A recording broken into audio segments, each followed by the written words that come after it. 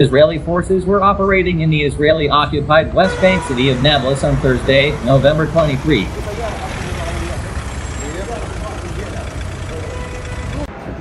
Palestinian official news agency WAFA said that one Palestinian was killed by Israeli army gunfire during the raid in Balata camp in the city.